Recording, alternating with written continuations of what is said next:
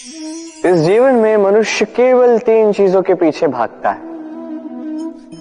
छाया अर्थात सहारा, संबंध, काया अर्थात सुंदर सुबल शरीर, और तीसरी मान अर्थात ऐश्वर्य। अब अचंभित करने वाली बात यह है कि समय आने पर यही 3 वस्तुएं हैं जो सबसे पहले आपका त्याग करती हैं।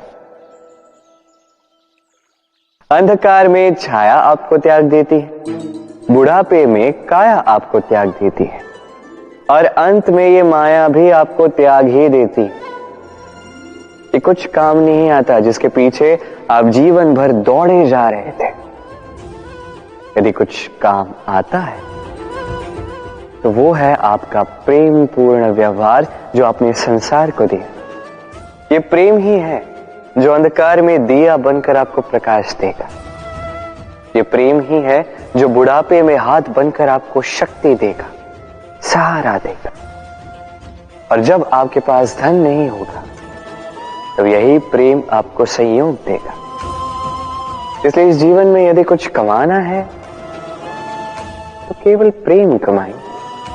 यदि आप भी मेरी भांति दूर की सोचते हैं तो केवल प्रेम कमाएं, और आप इसी प्रेम के साथ कहीं राधे राधे।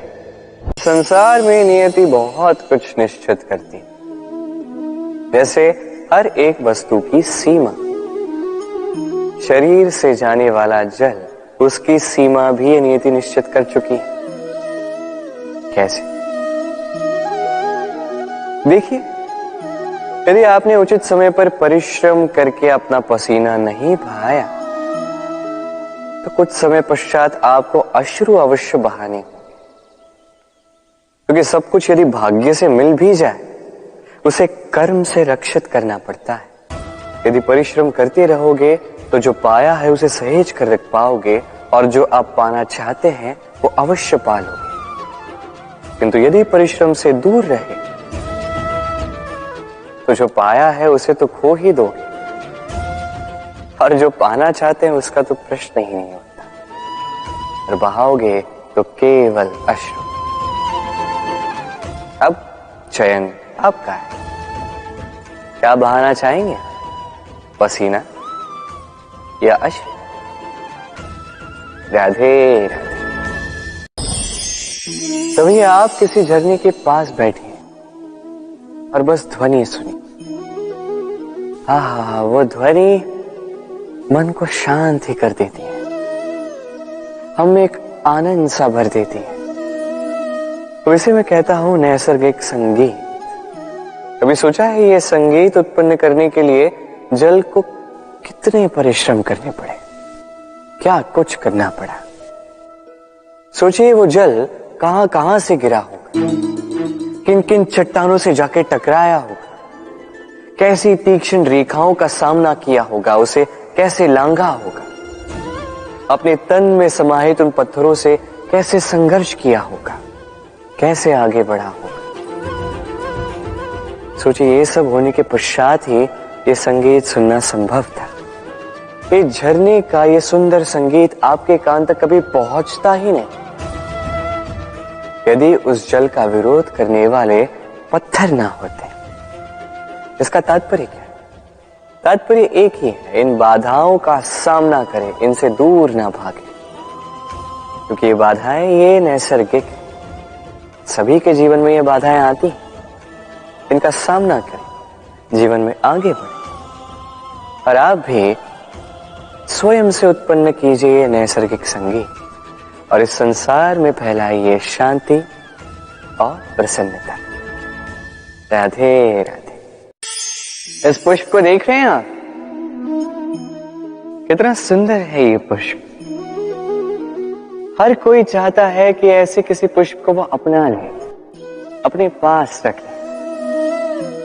अब सोचिए पुष्प को ये जो सम्मान मिलता है ये किस कारण से मिलता है? केवल इसलिए कि ये सुंदर है? चलिए आपको कुछ समझाता। ये पुष्प जब डाली पर होता है सुगंध से हमें आकर्षित करता है।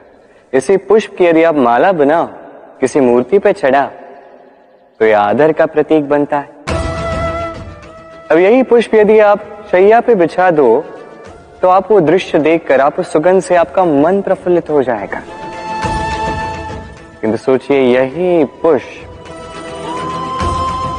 यदि ये आप अर्थी पर सजाते हैं तो इस पुष्प का कोई सम्मान नहीं करता। कैसी बात है? वही पुष्प है, इस परिस्थिति में इसे सम्मान मिल रहा है, इसमें नहीं मिल रहा। क्यों? क्योंकि यही छिपी है एक महत्वपूर्ण सीख। इसका सार ये है कि सम्मान व्यक्ति या वस्तु का नहीं किया जाता, सम्मान किया जाता है समय और स्थिति का। अब समय जो है, समय हमारे वश में तो है नहीं, हमारे वश में है स्थिति। हमारी स्थिति कैसी होगी इसका निर्णय स्वयं हम लेंगे, और जैसी हमारी स्थिति होगी वैसा हमारा सम्मान होगा।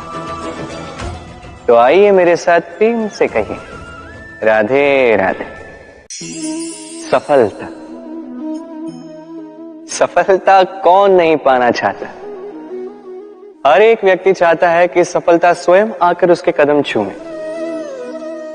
अब सफलता कदम केवल उनके चूमती है जिनके पांव धरातल पर होते हैं,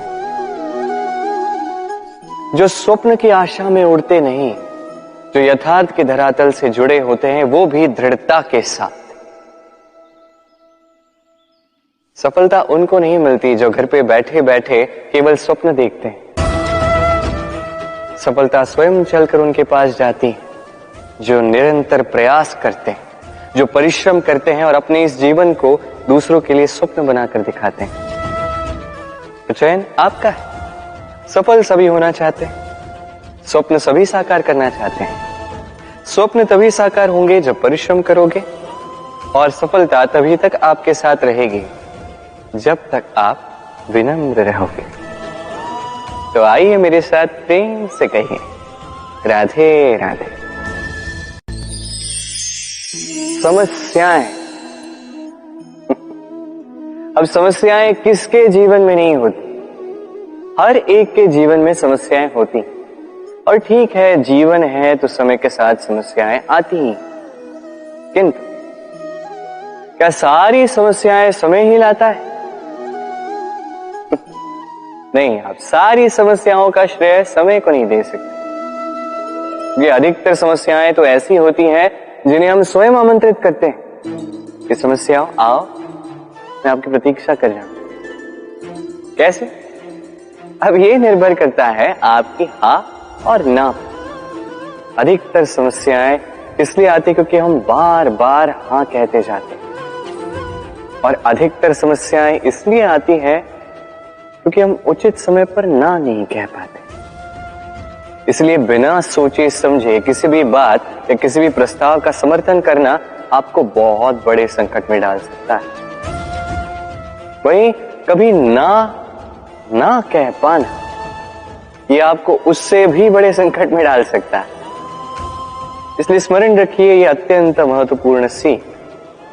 सदैव सोच समझकर ही हाँ कीजिए, और दृढ़ता के साथ ही ना कीजिए, और विश्वास कीजिए आपका जीवन अत्यधिक सुखमयी हो जाएगा। तो आइए मेरे साथ प्रेम से कहिए, राधे राधे।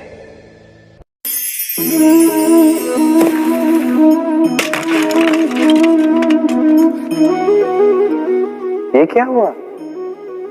मुझे ठोकर लगते ही ये हाथ से छूटकर गिर क्यों गया, टूट क्यों गया? अब आप कहेंगे ये तो ऐसा ही होता है इस जीवन में, इस संसार में। ठोकर लगने के पश्चात हमारे हाथ जो भी होता है वो छूट जाता है, जो बनता है वो टूट ही जाता है। किंतु क्या ये सत्य है?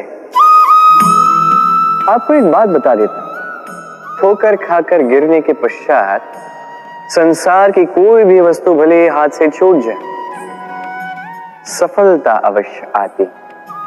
चाहे कितनी भी बुरी तरीके से आप गिरे हो, ठोकर खाई हो, भविष्य अवश्य बनता है। क्योंकि ये ठोकर, असफलता, ये कठिनाई, ये हमें ऐसे निखारती है जैसे अग्नि स्वर्ण को। इसलिए जीवन में केवल आगे बढ़ते जाए, दृढ़ निश्चय के साथ बढ़ते जाए और ठोकर खाकर गिरने से कभी भयभीत मत होइए, क्योंकि ये आने वाली सफलता का संकेत। और सफलता तभी मिलेगी जब आप गिरोगे, जब आप पुनः उठोगे और जब आप पुनः जीवन में आगे बढ़ोगे। राधे।